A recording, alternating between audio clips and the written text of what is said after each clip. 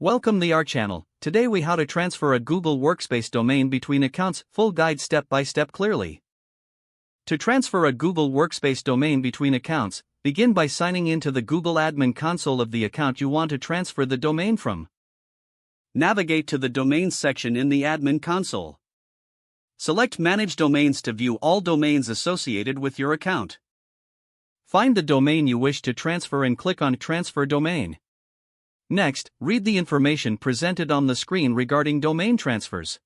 You will need to enter the new account's email address or domain where you're transferring the domain. Confirm the transfer process by following the on-screen instructions. A verification email will be sent to the new account's email address. Ask the new account holder to check their inbox and click the verification link in the email. Once verified, return to the original admin console.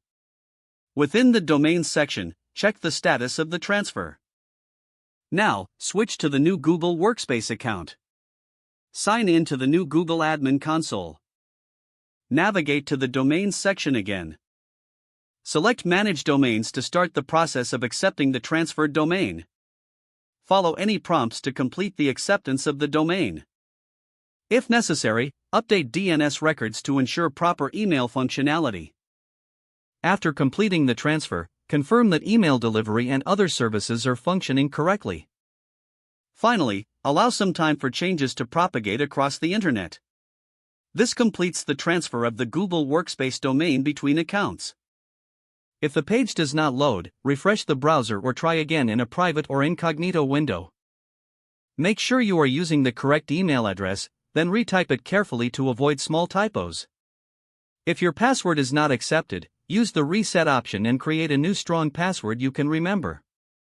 Check your spam folder for verification or security emails, then complete any requested confirmation steps. Enable two-factor authentication if available to improve account security and reduce unauthorized access risk. After signing in, review your profile details so your contact information and settings are accurate and current. If you see an error message, note it down and try again after restarting your device and internet connection.